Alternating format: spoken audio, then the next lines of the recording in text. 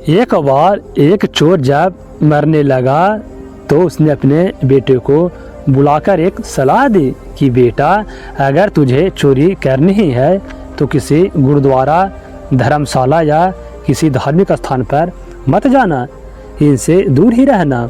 और दूसरी बात, अगर कभी पकड़े जाओ तो यह स्वीकार मत करना कि तुमने चोरी की है, चाहे कितनी भी सख्त मार पड़े। चोर के लड़के ने कहा कि ठीक है पिताजी। इतना कहकर उस लड़के का पिता वह चोर मर गया और उसका लड़का रोज रात को चोरी करने जाता रहा। एक बार वह लड़का किसी घर में चोरी करने के लिए गया। जैसे ही उस लड़के ने चोरी करने के लिए उस घर के ताले तोड़े, घर वाले जाग गए और उन्होंने शोर मचा दिया। आगे पहरेदार खड़े थे। उन्होंने कहा, आने दो, आज बचकर कहाँ जाएगा। एक तरफ घर वाले खड़े थे और दूसरी तरफ पहरेदार। अब चोर जाए तो जाए किधर। वह किसी तरह वहाँ से बचकर भाग निकला।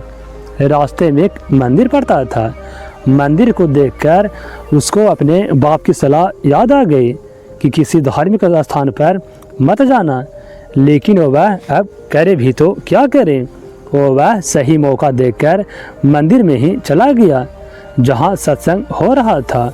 वह बाप का आज्ञाकारी बेटा था, इसलिए उसने अपने कानों में उंगली डाल ली जिससे सत्संग के वचन उसके कानों में न पड़ जाए। लेकिन मन अड़ियल होता है, इसे जहाँ से मोड़ो यह उधर ही जाता है। कानों को बंद करने के बाद भी चोर के कानों में यह वचन पड़ गए कि देवी देवताओं की परछाई नहीं होती। उस चोर ने सोचा कि परछाई हो या ना हो, इससे मुझे क्या मतलब। घर वाले और पहरेदार उस चोर के पीछे लगे हुए थे। किसी ने उसको बता दिया कि चोर मंदिर में है। जांच पड़ताल होने पर वह चोर पकड़ा गया और सिपाहियों के हवाले कर दिया गया। सिपाहियों ने चोर को बहुत मारा, लेकिन उसने अपना अपराध कबूल नहीं किया। उस समय यह नियम था कि जब तक मुजरिम अपना अपराध स्वीकार न कर ले तब तक उसे सजा नहीं दी जा सकती। अब उस चोर को राजा के सामने पेश किया गया। वो वहाँ भी खूब मार पड़ी, लेकिन चोर ने वो वहाँ भी अपना अपराध नहीं माना। वह चोर देवी की पूजा करता था, इसलिए सिपाहियों ने एक लड़की को सहायता के लिए बुलाया। लड़की ने कहा कि मैं इसको मना लूँगी।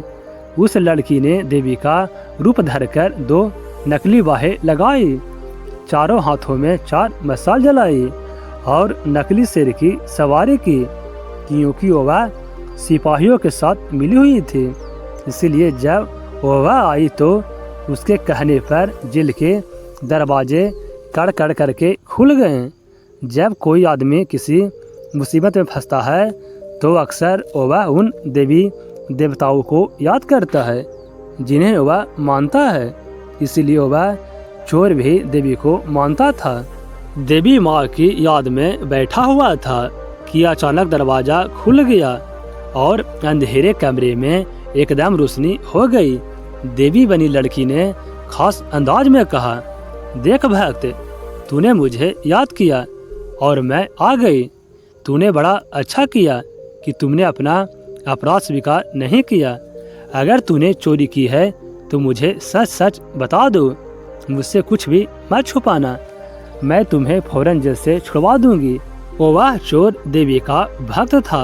अपने इष्ट को सामने खड़ा देखकर बहुत खुश हुआ और मन में सोचने लगा कि मैं देवी को सब सच सच बता दूंगा।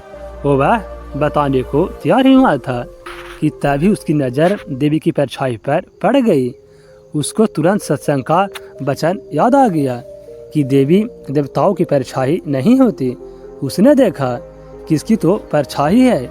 वह समझ गया कि यह देवी नहीं बल्कि मेरे साथ कोई खेल खेला जा रहा है। वह सच कहते कहते रुक गया और बोला, माँ, मैंने चोरी नहीं की। अगर मैंने चोरी की होती तो क्या आपको पता नहीं होता? जेल के कमरे के बाहर बैठे हुए पहरेदार चोर और लड़की की बातचीत नोट कर रहे थे। उनको और उस लड़की को विश्वास हो गया कि यह चोर नहीं है। अगले दिन उन्होंने राजा से कह दिया कि यह चोर नहीं है। राजा ने उसको आज़ाद कर दिया। चोर जब आज़ाद हो गया तो सोचने लगा कि सत्संग का एक वचन सुनकर मैं जेल से छूट गया हूँ। अगर मैं अपनी सारी ज़िंदगी सत्संग सुनने में लगाऊँ तो मेरा तो जीवन ही बदल जाएगा। अब वह प्रतिदिन सत्संग जाने लगा और चोरी का धंधा छोड़कर महात्मा बन गया। तो देखा दोस्तों, सत्संग में बैठकर मात्र 2 शब्द सुनने से ही उस चोर की ज़िंदगी बदल गई। यह बिल्कुल सच है कि सत्संग कितना पवित्र, शक्तिशाली, पावन तथा रक्षा करने वाला होता है। सत्संग की महिमा बड़ी महान है।